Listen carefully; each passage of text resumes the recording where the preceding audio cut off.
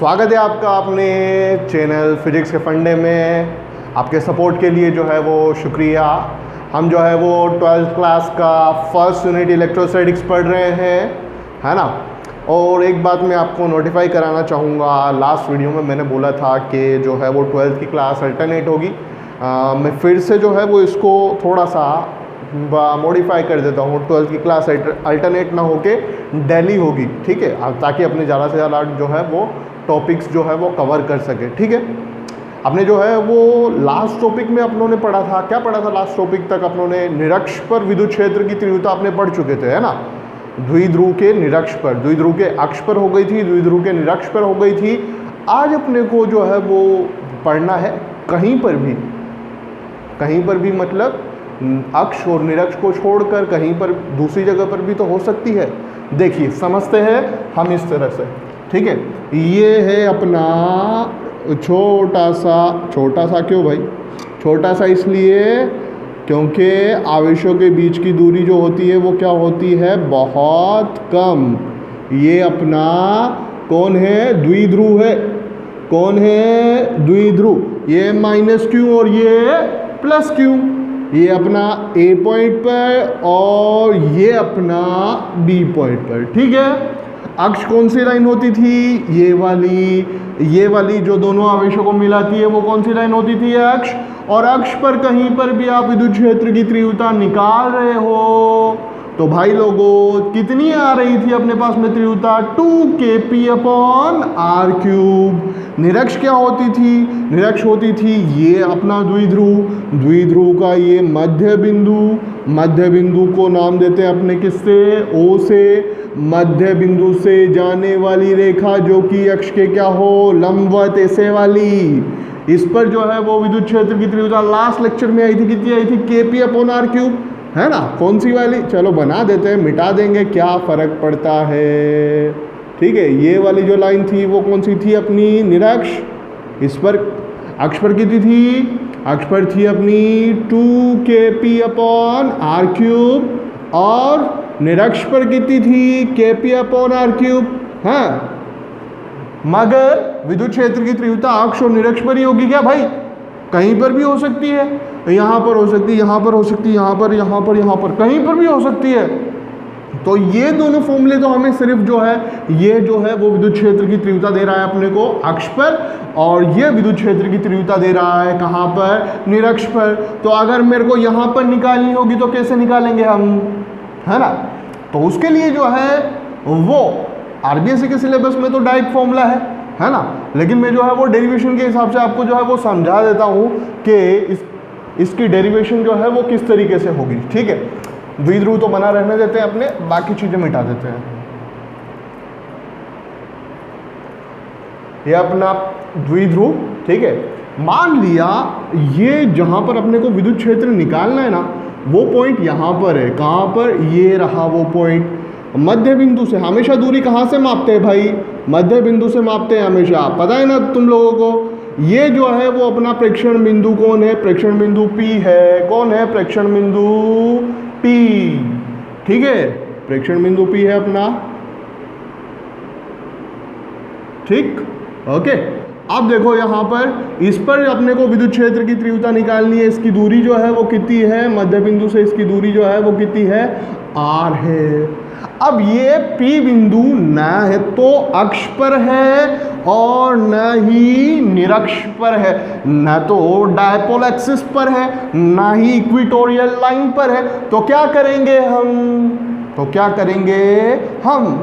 हम वो करेंगे जो हमें पता है। हमें पता क्या है कि द्विध्रुव आघूर्ण की दिशा किधर होती है? द्विध्रुव आघूर्ण की दिशा होती है -q आवेश से +q आवेश की तरफ। तो द्विध्रुव आघूर्ण की दिशा ये मैं प्लस क्यों लिख रहा हूँ? द्विध्रुव आघूर्ण है ना, तो द्विध्रुव आघूर्ण को किससे डिनोट करते हैं? अपने P से डिनोट करते हैं। तो डिनोट कर देते हैं P से, कोई दिक्कत नहीं है। ये द्विध्रुव आघूर्ण की दिशा, किसकी दिशा? द्विध्रुव आघूर्ण। P सदिश राशि है। कैसी राशि है? सदिश। P वेक्टर सदिश राशि है ना। सदिश राशि है। ये मान लिया ये जो एंगल है ये कितना है? ये एंगल R है ना, इसकी स्थिति, प्रेक्षण बिंदु की स्थिति और द्विध्रुव आघूर्ण, इन दोनों के बीच में एंगल कितना है, थीटा है। अगर थीटा एंगल है तो पी के दो कंपोनेंट होंगे नहीं होंगे, एक थीटा वाली लाइन पर और एक थीटा वाली लाइन से परपेंडिकुलर। तो यहां पर थीटा वाली लाइन पर अपना कंपोनेंट हो जाएगा, ये कंपोनेंट हो जाएगा, इस कंपोनेंट को नाम दे देंगे अपने। थीटा वाली लाइन पर नाम नहीं देते, कोस थीटा लगा देते हैं, तो अपने पास में आ जाएगा पी कोस थीटा। ओके, और उसके परपेंडिकुलर, किसके परपेंडिकुलर, पी के नहीं भाई, पी कोस थीटा के परपेंडिकुलर कंपोनेंट होता है ना, पी कोस थीटा के परपेंडिकुलर कंपोनेंट ये 90 डिग्री पर अपनों ने बना दिया, है ना, ये 90 डिग्री पर अपनों ने बना दिया। ये अपने पास में आ जाएगा, क्या आ जाएगा, P sine theta, P sine theta, है ना। ये अपना मध्य बिंदु ओ है ना, ये अपना मध्य बिंदु ओ है। ओ से ही अपने सब कुछ मेजर करते हैं। तो अपने पास में दो कंपोनेंट हो गए, एक हो गया पी कोस थीटा, दूसरा हो गया अपने पास में पी साइन थीटा। ओके, अब देखो यहां पर विद्युत क्षेत्र की तीव्रता, बिंदु P पर विद्युत क्षेत्र की तीव्रता अपने को निकालनी है ना। अब जो है वो मैं यहां पर कोई द्विध्रुव मान लूं, है ना, अज्यूम कर लूं। कहां पर देखना, ओ इस द्विध्रुव का जो अज्यूम करूंगा ना उसका मध्य बिंदु ही रहेगा। यहां पर ऐसे इस तरीके से अज्यूम कर लिया है ना, मैं इस P को एक बार मिटा देता हूं, ठीक है, इस तरीके से जूम कर लिया मैंने। ये देखो, ये इधर वाला चार्ज कौन है, -q है, और इधर वाला चार्ज कौन होगा, +q, है ना, -q, और यहाँ पर कौन, +q। ये मैं अज्यूम कर रहा हूँ, है ना, अज्यूम कर रहा हूँ। तो ये बिंदु P इस अज्यूम किए हुए द्विध्रुव के कहाँ पर होगा, अक्ष पर होगा। कहां पर होगा, अक्ष पर। मध्य बिंदु अब भी जो है वो क्या है, O ही है। मध्य बिंदु अब भी जो है वो क्या है, O ही है। इस द्विध्रुव, जो मेन द्विध्रुव है, अपना मूल द्विध्रुव है, उसका मध्य बिंदु भी O है, और जो अपनों ने माना है उसका मध्य बिंदु भी जो है वो क्या है, O है। अच्छा, बड़ा लग रहा है, छोटा कर देते हैं इसको, ठीक है, ये अपना छोटा है ना, अब तो मध्य बिंदु लग रहा है ना ये इसका। तो ये P बिंदु जो है वो इस द्विध्रुव की कहां पर है, अक्ष पर है नहीं, ये बताओ, है ना। तो यहां पर अक्ष पर है ना, तो अक्ष पर विद्युत क्षेत्र की तीव्रता का फॉर्मूला क्या होता है, अक्ष पर विद्युत क्षेत्र की तीव्रता का फॉर्मूला होता है, क्या होता है बताओ, E अक्ष होता है अपने पास में, क्या होता है, 2kp/r³। अभी बताया था ना, क्या होता है, 2kp/r³। मगर यहां पर द्विध्रुव आघूर्ण P नहीं है, बल्कि क्या है, P cos थीटा है। क्या है, P cos थीटा। तो हम इसको क्या बोल देंगे, P की जगह क्या लिखा जाएगा, 2kp cos θ/r³। ओके, इसको नाम दे देते हैं अपने, क्या नाम दे देते हैं, E1। ओके, और द्विध्रुव की अक्ष पर विद्युत क्षेत्र की तीव्रता किधर से किधर होती है, माइनस आवेश से प्लस आवेश की तरफ। तो यहां पर विद्युत क्षेत्र की तीव्रता जो होगी वो किस तरफ होगी, इस तरफ होगी। किस तरफ होगी, इस तरफ। ये रुको, इसको थोड़ा अच्छे से बना देते हैं अपने, इस तरफ होगी,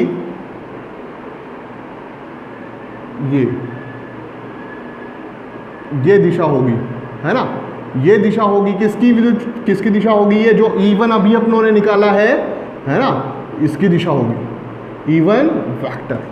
ओके, अगर द्विध्रुव मैं यहां पर अज्यूम नहीं करूं, है ना, द्विध्रुव यहां पर अज्यूम नहीं करूं, मैं यहां पर मिटा रहा हूं, है ना, देख लो, यहां पर मैंने यहां से इसको हटा दिया।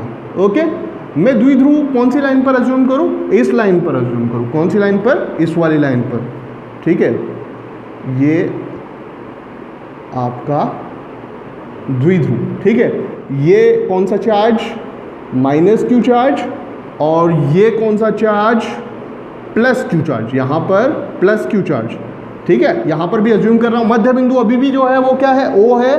अब जो प्रेक्षण बिंदु P है वो इस द्विध्रुव के लिए जो है वो कहां पर है, बताओ कहां पर है, वो जो है वो निरक्ष पर है।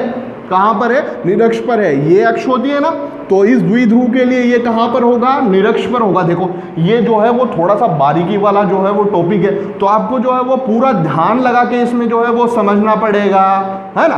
तो पूरा ध्यान लगा के समझो, यहाँ पर अज्यूम किया तो ये जो है ये इसकी अक्ष है, तो ये जो है वो क्या होगी, निरक्ष। तो बिंदु P कहाँ पर है, निरक्ष पर है ना।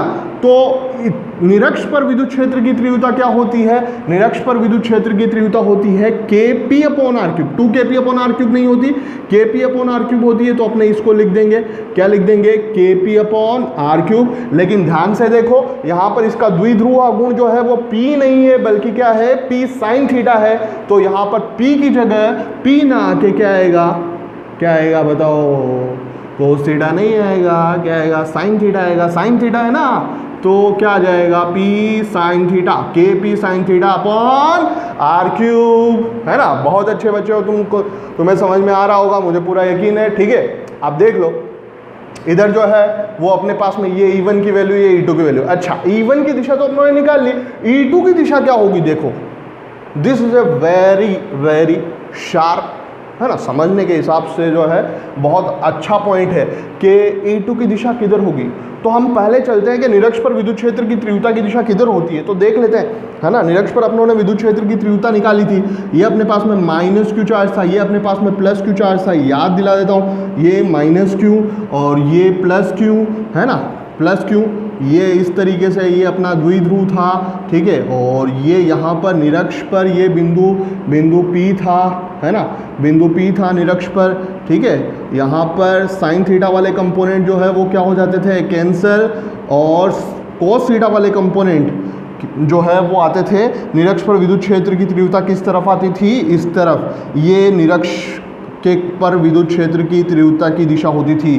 द्विध्रुव आघूर्ण की दिशा किस तरफ है, -q से +q की तरफ। और निरक्ष पर विद्युत क्षेत्र की तीव्रता किधर होती है, द्विध्रुव आघूर्ण की दिशा के समांतर, परंतु दिशा विपरीत, मतलब ऐसे बोल सकते हो विपरीत समांतर। तो यहाँ पर द्विध्रुव आघूर्ण की दिशा किधर है, देखो, माइनस से प्लस, तो इस तरफ है, इस तरफ है ना।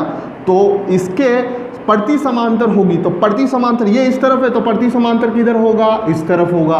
प्रति समांतर किस तरफ होगा, इस तरफ होगा।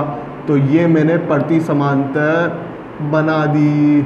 तो ये जो दिशा होगी वो किसकी होगी बताओ, ये दिशा होगी अपनी E2 वेक्टर की, है ना। तो यहाँ पर जो है ये ऐसा किया क्यों है अपनों ने, ऐसा इसलिए किया है ताकि अपने को बिंदु P पर विद्युत क्षेत्र मिले। बिंदु P पर विद्युत क्षेत्र जो है वो P cos थीटा के कारण भी होगा और P sin थीटा के कारण भी होगा। P cos थीटा के कारण अपने पास में E1 होगा और P sin थीटा के कारण जो है वो अपने पास में कितना होगा, E2 होगा। क्योंकि यहाँ पर द्विध्रुव आघूर्ण के जो है वो स्टार्टिंग में ही दो कंपोनेंट हो गए थे। द्विध्रुव आघूर्ण की दिशा इधर जो है वो P वेक्टर की दिशा इस तरफ है। अच्छा, ये प्रेक्षण बिंदु भी P है और द्विध्रुव आघूर्ण भी जो है वो उसको भी P से डिनोट करते हैं। तो यहाँ पर जो है वो थोड़ा कंफ्यूज होने की जरूरत नहीं है। अपने प्रेक्षण बिंदु को दूसरा नाम दे देते हैं, आपकी जो मर्जी है वो दे दो नाम। प्रेक्षण बिंदु को मैंने नाम दे दिया, X नाम दे दिया, कोई दिक्कत नहीं है, ठीक है। तो यहाँ पर भी X आएगा ना, ओके। अब देखो यहाँ पर ये E1 की दिशा, ये E2 की दिशा। अब अपने को दोनों का क्या निकालना है, परिणामी निकालना है। दोनों का परिणामी निकालना है, दो सदिशों का अपने को परिणामी निकालना होता है। तो क्या करते हैं, फॉर्मूला क्या होता है अपने पास में, ये दोनों जो है परिणामी कहाँ पर आएगा, इन दोनों के बीच में ही आएगा ना। तो मान लिया दोनों के बीच में यहाँ पर जो है ये जो है वो क्या है, परिणामी की दिशा है। कहाँ पर परिणामी, X बिंदु पर परिणामी। X कौन सा बिंदु है, कोई भी बिंदु जहां पर अपने विद्युत क्षेत्र की तीव्रता ज्ञात कर रहे हैं, प्रेक्षण बिंदु। तो परिणामी निकालने का फॉर्मूला क्या होता है अपने पास में, अंडर दोनों घटकों का स्क्वायर करके जोड़ दो और उसका क्या ले लो, अंडर रूट ले लो। तो Ex बराबर क्या आ जाएगा, दोनों घटक कौन कौन से हैं, E1 और E2। तो इनके परिमाण का स्क्वायर करके जोड़ दो। तो अपने परिमाण का स्क्वायर करके जोड़ देंगे, E1 का स्क्वायर प्लस E2 का स्क्वायर, है ना।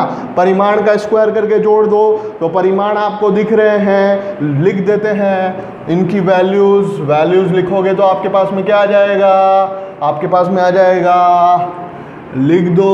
E1 की वैल्यू क्या है, 2Kp cos theta upon r³ और इसकी वैल्यू क्या है, Kp अपॉन r³, है ना। तो एक काम करेगा, अपने स्क्वायर करके जब अपने बाहर निकालेंगे तो स्क्वायर अंडर रूट से कैंसिल हो जाएगा ना। तो जो कॉमन है उनको पहले ही बाहर निकाल लेते ना, क्यों, इजी रहेगा ना। तो KP अपॉन आर क्यूब का स्क्वायर करके अंडर रूट करेंगे तो बाहर आ जाएगा। यहां पर भी KP अपॉन आर क्यूब है और यहां पर भी KP अपॉन आर क्यूब है। तो KP अपॉन आर क्यूब को ऐसा करते हैं, KP अपॉन आर क्यूब को पहले ही बाहर निकाल लेते हैं। तो अपनों ने KP अपॉन आर क्यूब को थोड़ा शॉर्ट में चल गया है ना, चूजे तो हो नहीं तुम लोग, अभी 12th की फिजिक्स पढ़ रहे हो तो इतना तो आता ही है। KP अपॉन आर क्यूब इसमें से कॉमन लिया, KP अपॉन आर क्यूब इसमें से कॉमन लिया, तो यहाँ क्या बचा 2 cos थीटा, 2 cos थीटा का स्क्वायर हो जाएगा तो क्या आ जाएगा 4 cos स्क्वायर थीटा प्लस आगे वाले में से इसमें E2 में से कॉमन आएगा KP अपॉन आर क्यूब, तो क्या बचा साइन थीटा, साइन थीटा का स्क्वायर हो जाएगा, क्या हो जाएगा साइन स्क्वायर थीटा। अब देखो यहां पर साइन स्क्वायर थीटा बराबर क्या होता है 1 माइनस कोस स्क्वायर थीटा, तो साइन स्क्वायर थीटा की जगह अपने क्या रख देंगे 1 माइनस कोस स्क्वायर थीटा, तो अपने पास में आ जाएगा KP अपॉन आर क्यूब और अंडर रूट में 4 cos square theta plus sine square theta की जगह क्या रखेंगे 1 minus cos square theta, sine square theta plus cos square theta बराबर 1, इसलिए साइन स्क्वायर थीटा बराबर 1 minus cos square theta. 4 cos square theta plus का और माइनस का cos स्क्वायर थीटा, तो कितना बचेगा प्लस का 3 cos स्क्वायर थीटा। तो आपके पास में प्रेक्षण बिंदु पर, कहां पर प्रेक्षण बिंदु पर कितना आ जाएगा, विद्युत क्षेत्र की तीव्रता आ जाएगी आपके पास में KP upon R cube under root में 1 बच गया और यहां से कितना बच गया 3 cos स्क्वायर थीटा बच गया। तो ये फॉर्मूला आ गया, ये फॉर्मूला कहां पर आ गया, किसी भी बिंदु पर द्विध्रुव के कारण किसी भी बिंदु पर विद्युत क्षेत्र का मान। अब यहां पर ये जो फॉर्मूला है, इस फॉर्मूले से अपने अक्ष पर भी विद्युत क्षेत्र की तीव्रता निकाल सकते हैं और निरक्ष पर भी निकाल सकते हैं। सर कैसे निकाल सकते हैं, अगर प्रेक्षण बिंदु जो x है वो अक्ष पर आ जाए, इस रेखा पर आ जाए, तो बताओ थीटा कितना हो जाएगा, प्रेक्षण बिंदु x यहां पर आ जाए तो थीटा 0 हो जाएगा नहीं हो जाएगा, क्योंकि थीटा किसके बीच में कोण है, प्रेक्षण बिंदु की स्थिति और द्विध्रुव आघूर्ण, तो यही द्विध्रुव आघूर्ण की दिशा और यही प्रेक्षण बिंदु की दिशा, तो थीटा बराबर कितना हो जाएगा 0। तो अक्ष पर थीटा कितना होता है, अक्ष पर थीटा होता है, अक्ष पर थीटा बराबर कितना होता है 0 डिग्री होता है। 0 डिग्री होने पर क्या हो जाएगा, देखो इधर cos 0 की वैल्यू कितनी होती है 1, तो 1 का स्क्वायर 1, तो 1 प्लस 3 कितना 4 और 4 का अंडर रूट 2, तो अक्ष पर कितना आ जाएगा ई अक्ष 2 बाहर आएगा तो क्या आ जाएगा अपने पास में 2kp कौन p kp 2kp upon R cube. Okay, और निरक्ष पर क्या होता है, निरक्ष कहां पर होती है, परपेंडिकुलर होती है, तो x की स्थिति परपेंडिकुलर होगी तो थीटा कितना हो जाएगा 90 हो जाएगा। तो निरक्ष पर जो है वो आपके पास में कितना आ जाएगा, देख लो सब लोग, देख लो, क्या देख लो, जो मैं दिखा रहा हूं theta is equal to 90 degree, theta is equal to 90 degree पर क्या होगा, यहां पर cos 90 की वैल्यू होती है 0, तो ये टर्म 0 बचा कितना 1 का अंडर रूट 1, तो क्या आ जाएगा KP अपॉन आर क्यूब। तो इस फॉर्मूले से अपने पास में जादू हो गया और अक्ष और निरक्ष दोनों पर ही विद्युत क्षेत्र की तीव्रता का मान अपने को पता चल रहा है। क्यों, कैसा लगा, अच्छा है ना ये फॉर्मूला। इस फॉर्मूले से अपने कहीं पर भी विद्युत क्षेत्र की तीव्रता निकाल सकते हैं, किसकी वजह से, विद्युत द्विध्रुव की वजह से, है ना। डायग्राम फिर से समझ लेते हैं, हो सकता है थोड़ा कॉम्प्लेक्स हो गया हो। यहां पर ये माइनस क्यू चार्ज है, ये प्लस क्यू चार्ज है। प्रेक्षण बिंदु कहां पर है, यहां पर है। द्विध्रुव आघूर्ण की दिशा ये है, द्विध्रुव आघूर्ण की दिशा तथा प्रेक्षण बिंदु की स्थिति की दिशा के मध्य कोण कितना है थीटा। तो द्विध्रुव आघूर्ण के दो कंपोनेंट हो जाएंगे, थीटा वाई लाइन पर P cos थीटा और थीटा वाई लाइन के perpendicular P sin theta. P cos theta के कारण विद्युत क्षेत्र 2kp cos theta upon R cube और P sin थीटा के कारण विद्युत क्षेत्र kp sin theta upon R cube. कैसे आया था वो मैंने विद्युत द्विध्रुव जूम किया था, वो आप वीडियो जो है वो YouTube पर है, आप बार बार जो है वो उसको पीछे जाके, अगर किसी के नहीं समझ में आए तो पीछे जाके देख सकते हो कि कैसे हुआ है, ठीक है। उसके बाद जो है सिर्फ सिंपल कैलकुलेशन है, आई होप आपको समझ में आया होगा, ठीक है। बहुत ईजीएस्ट तरीका है, आप लोग जो है वो इसको बहुत सारी बुक्स में भी देखोगे तो आपको जो है वो, मैं भरोसे के साथ में बोल सकता हूं कि आपको इतना इजी तरीका मुश्किल से ही मिलेगा। तो स्क्रीनशॉट ले लीजिए।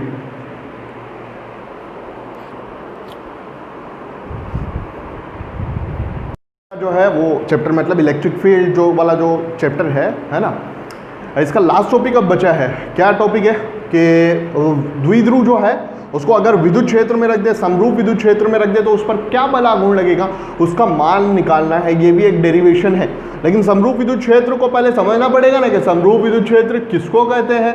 तो समरूप विद्युत क्षेत्र को जो है वो समझते हैं। ये देखो, ये जो है वो विद्युत बल रेखाएं हैं। अगर विद्युत बल रेखाएं जो है वो क्या हो, समान दिशा में हो, समांतर हो, और उनके बीच की दूरी जो है वो भी क्या हो, समान हो, तो ये जो विद्युत क्षेत्र होता है ये कौन सा होता है, समरूप विद्युत क्षेत्र। समरूप विद्युत क्षेत्र, यूनिफॉर्म इलेक्ट्रिक फील्ड। इसका मतलब होता है कि यहां पर इसके परपेंडिकुलर, विद्युत क्षेत्र के परपेंडिकुलर कोई तल खींचू, कोई लाइन खींचू, तो उसके प्रत्येक बिंदु पर विद्युत क्षेत्र का मान जो है वो क्या होता है, समान होता है। इसको छोड़ के बाकी के दोनों विद्युत क्षेत्र जो है वो क्या है, असमरूप विद्युत क्षेत्र है, non uniform electric field. Why? क्योंकि यहाँ पर जो है वो विद्युत क्षेत्र, जो विद्युत क्षेत्र रेखाएं हैं, विद्युत बल रेखाएं हैं, उनकी दिशा जो है वो क्या है, अलग अलग है। और यहाँ पर जो है वो दिशा तो समान है, परंतु यहाँ पर जो है वो दूरियाँ जो है वो क्या है, अलग अलग है। यदि दिशा अलग अलग हो, यदि दूरियां अलग अलग हो, या फिर दोनों अलग अलग हो, तो ऐसे विद्युत क्षेत्र को क्या बोलते हैं, असमरूप विद्युत क्षेत्र। यदि विद्युत बल रेखाओं की दिशा तथा दूरी दोनों समान हो, तो ऐसे विद्युत क्षेत्र को क्या बोलते हैं, समरूप विद्युत क्षेत्र। अब नेक्स्ट डेरिवेशन अपने को समरूप विद्युत क्षेत्र में ही करनी है। क्या डेरिवेशन है? डेरिवेशन का नाम है समरूप विद्युत क्षेत्र में द्विध्रुव पर लगने वाला बल आघूर्ण, है ना। समरूप विद्युत क्षेत्र में द्विध्रुव पर बलाघूर्ण, समरूप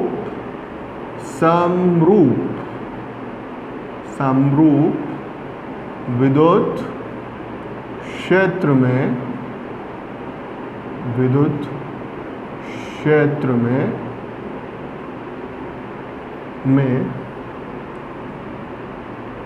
द्विध्रुव पर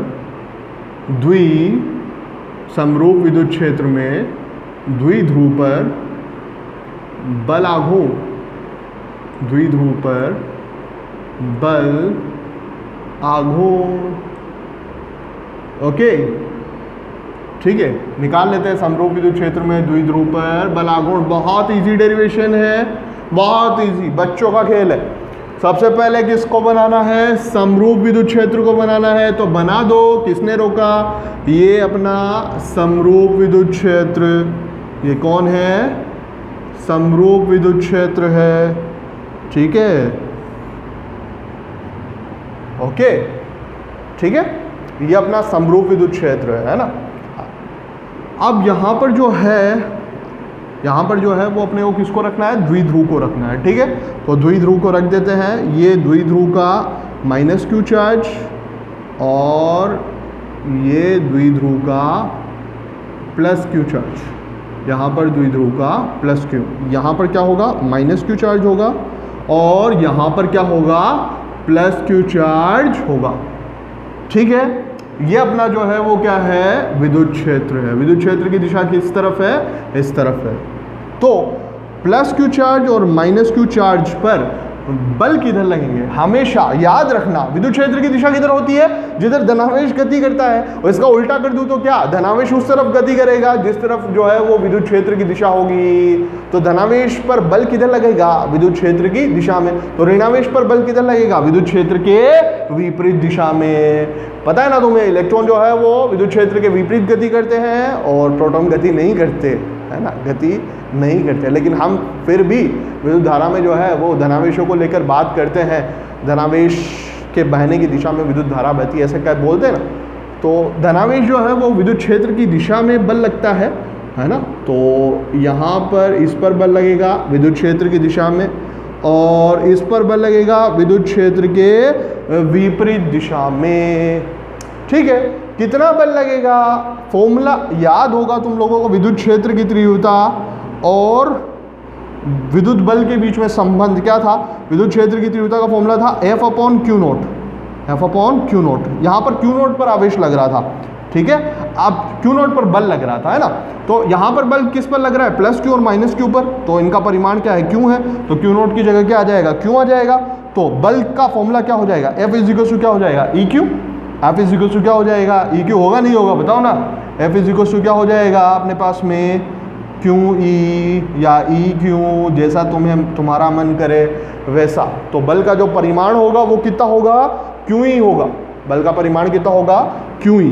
तो इस पर क्यू ई बल जो है वो किधर लगेगा, इस पर क्यू ई बल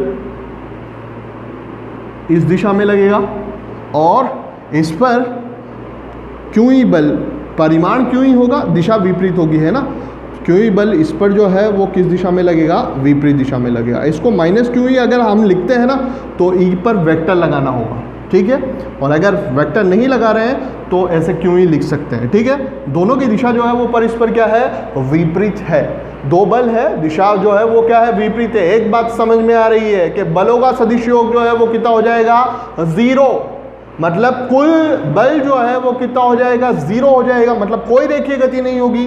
न प्लस क्यू चार्ज जो है वो विद्युत क्षेत्र की दिशा में गति करेगा, न माइनस क्यू चार्ज विद्युत क्षेत्र के विपरीत दिशा में गति करेगा। तो क्या होगा, अगर ऐसा हो कि दो बलों की दिशा जो है वो क्या हो, विपरीत हो, परंतु क्रिया रेखा जो है वो क्या हो, समान नहीं हो। इसकी क्रिया रेखा कौन सी है, देखो इसकी क्रिया रेखा जो है वो कौन सी है, ये वाली, और इसकी क्रिया रेखा कौन सी है, ये वाली, है ना।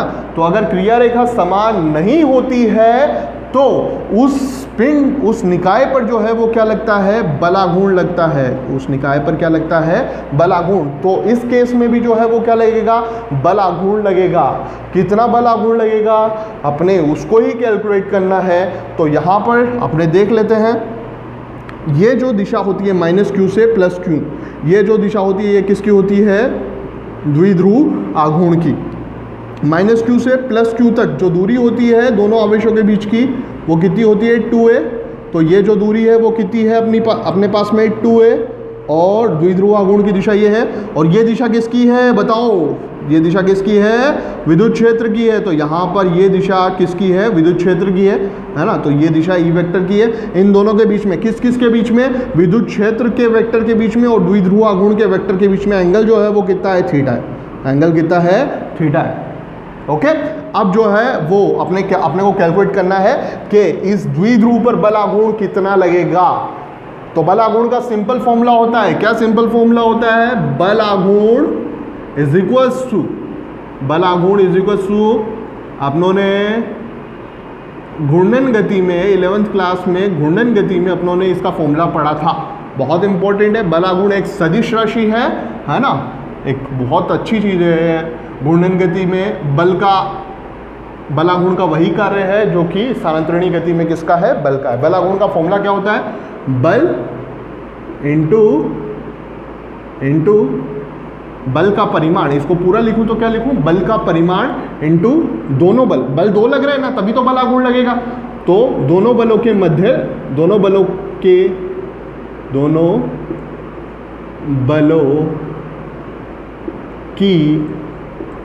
बहुत लंबी सी लाइन है, दोनों बलों की क्रिया रेखा के मध्य क्या, लंबवत दूरी।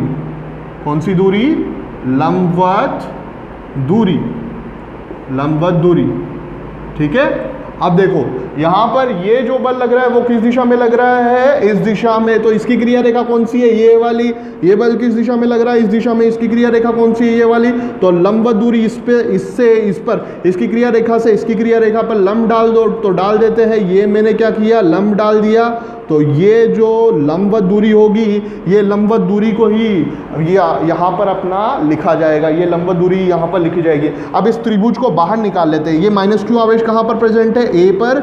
ये प्लस क्यू चार्ज आवेश कहाँ पर प्रेजेंट है, बी पर। और ये पॉइंट मान लेते हैं, ये पॉइंट कौन सा है, सी। तो ABC को बाहर निकाल लो। देखो ये अपना कौन सा है, ये अपना A है, ये अपना B है। इन दोनों के बीच की दूरी कितनी है, 2a, क्योंकि इस A पर माइनस क्यू चार्ज है और B पर कितना चार्ज है, प्लस क्यू चार्ज है ना, ठीक है। और यहाँ पर जो है वो बिंदु C है, यहाँ पर बिंदु C है। यहाँ से अपने लंब डाल देते हैं।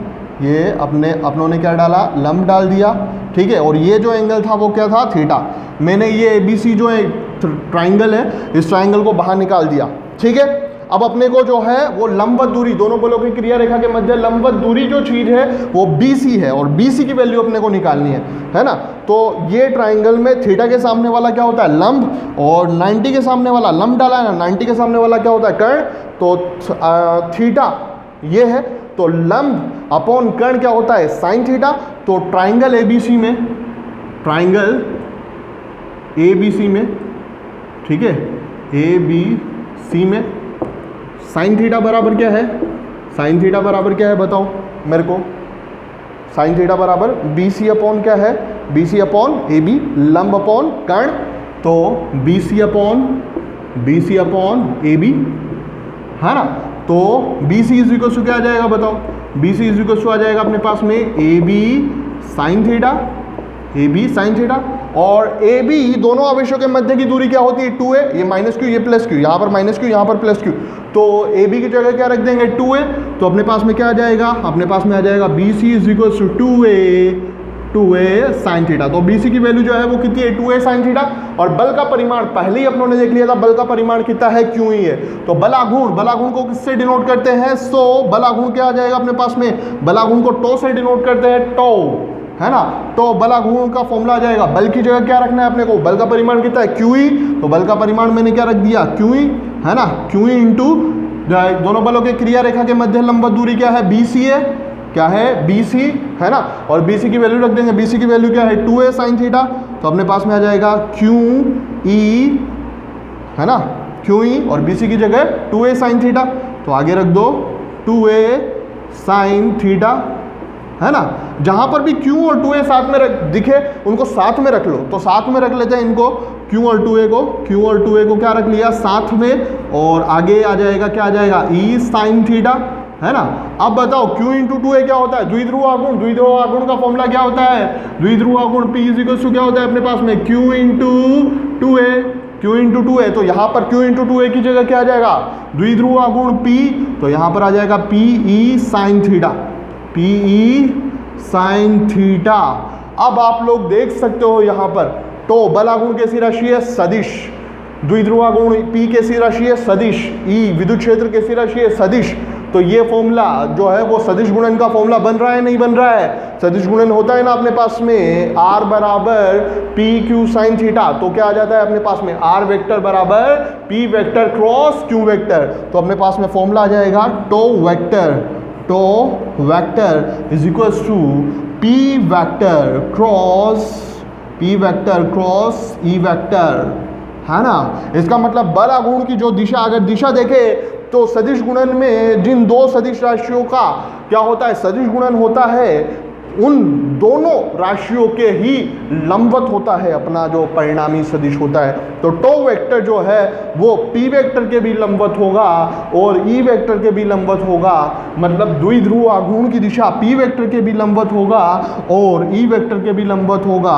तो XY तल में लंबवत है तो कौन सा तल हो सकता है, Z तल। मतलब Z तल प्लस Z या माइनस Z में की दिशा में जो है वो क्या लगेगा, बल आघूर्ण लगेगा। फॉर्मूला क्या आएगा, P क्रॉस E, या पूरा लिखे तो क्या, परिमाण लिखे तो क्या आएगा, PE sine theta, PE sine theta.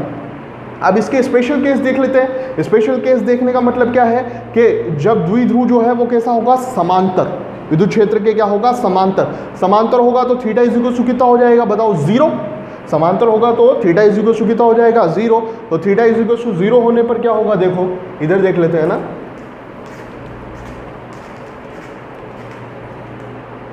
Theta is equal समांतर होगा, फर्स्ट केस है अपना समांतर।